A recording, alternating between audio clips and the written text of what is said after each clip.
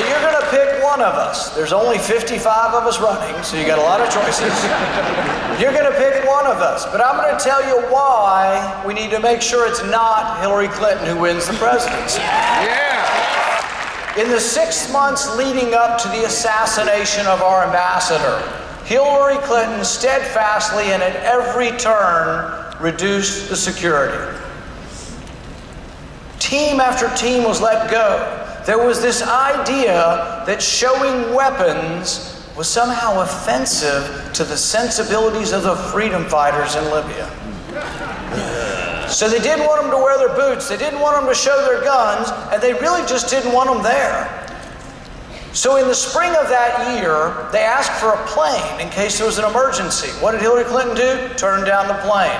The same day or 2 days later, she approved an electrical charging station for Chevy Volts for the embassy in Vienna. No. So we got $100,000 to show how green we are to the socialists in Europe, but we don't have enough money for a plane to be flying around in Libya if we need it.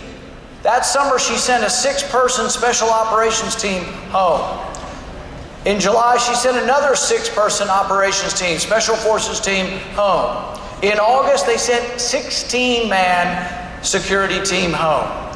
Time after time, we were left defenseless. You know who was defending the embassy? You know who was defending Benghazi? The February 17th militia.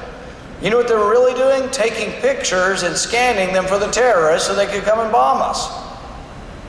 All throughout that summer, though, you know what Hillary Clinton had enough money for? She didn't have enough money for security, but she had enough money to say, let's see, they spent $100,000 sending 3 comedians to India on the Make China Not War tour. They spent $700,000 on landscaping for the Brussels embassy. They spent $5 million, this is Hillary Clinton's State Department, spent $5 million on crystal barware and glassware for the embassies, but not a penny for security. So when she came before my committee, and I asked her this question. I said, Hillary Clinton, did you read the cables from the ambassador? Did you read the cables pleading for help, pleading for more security? Did you read the cables? And she acted all kind of put off, like it was just kind of beneath her and it was somebody else's job, and she said no.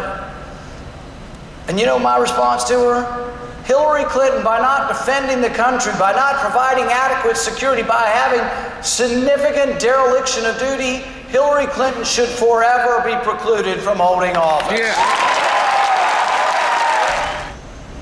You know, for 7 years,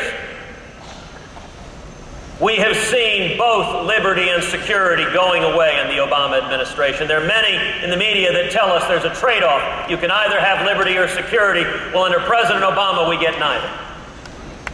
Under President Obama, the federal government is targeting the liberty of individual law-abiding citizens, and at the same time, it's not standing up to our enemies. And what the Obama administration gets wrong is it has a hard time distinguishing between good guys and bad guys.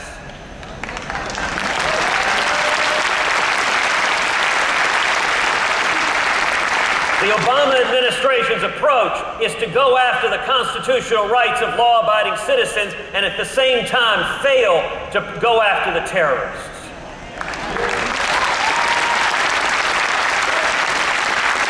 Let me tell you, our liberties are a critical part of why we are safe. We are secure because we can speak out and because we are armed. Yeah.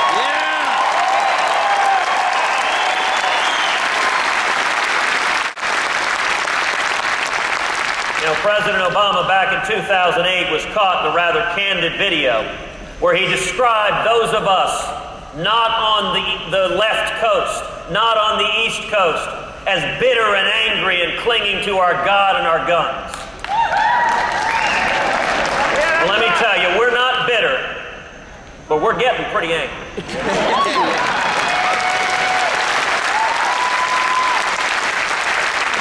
President Obama can't have our God or our guns.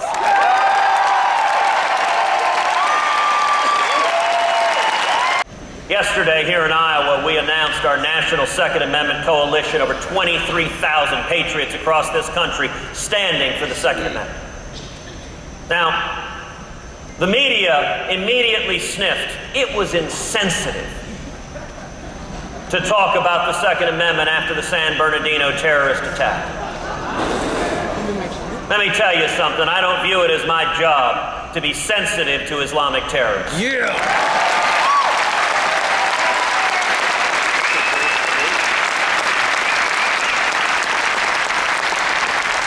The left's immediate reaction to radical Islamic terrorists, like kittens with their eyes closed, is not to go after the bad guys, but immediately to try to seize the guns of law-abiding citizens. The New York Times on the front page has an editorial saying what we need to do is finally end the epidemic of private gun ownership in America. Let me tell the editors of the Times something. You don't stop the bad guys by taking away our guns. You stop the bad guys by using our guns.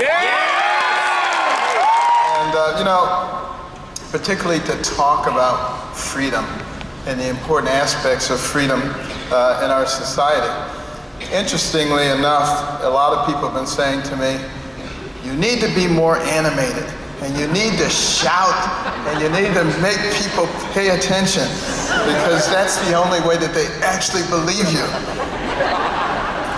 Well, I gotta tell you something. That scares children.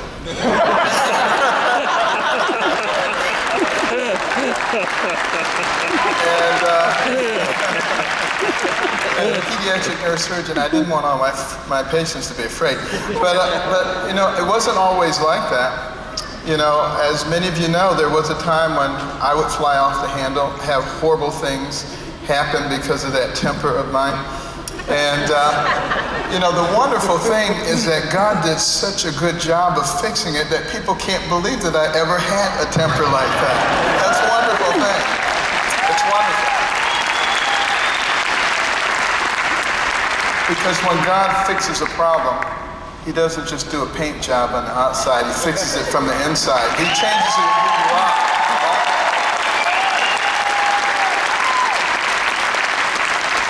And the Bible says things like that, the carnal mind cannot understand. And therefore, it seems like total foolishness that somebody could change. But I don't worry about things like that, because my favorite verse in the Bible, 2 verses, Proverbs 3, 5, and 6. Trust in the Lord with all your heart, lean not to your own understanding, in all your ways acknowledge Him, and He will direct your paths. And He has done that. He will continue to do that. And I think He wants to do that for our nation.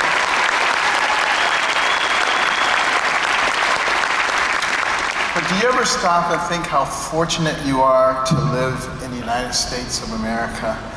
There are a lot of people who like to denigrate us and say that we're responsible for so many wrongs in the world. But have you noticed there's a lot of people trying to get in here and not a lot of people trying to get out of here? So that should tell you something about what a wonderful place it is. The other is that whether you've made up your mind about who to support or not, and I know you Iowans take your responsibilities seriously, and so you take your time, whether you've made up your mind who you're going to support or not, in your heart of hearts, you really want to see me debate Hillary Clinton.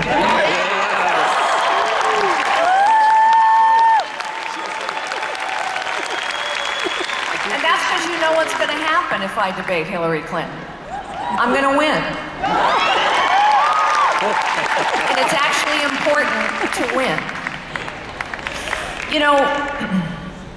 I will never ask for your support because I'm a woman, although I'm very proud to be one. I'm going to ask for your support because I think I'm the most qualified candidate to win this job and to do this job. But if when Mrs. Clinton faces me, she won't be able to ask for American support because she's a woman either. What she's going to have to do is talk about her track record, or lack thereof. She's going to have to talk about her policies. She's going to have to defend why they're bad for America. And she's going to have to talk about her trustworthiness as well. And ladies and gentlemen, when she has to fight on that ground, we win. Yeah.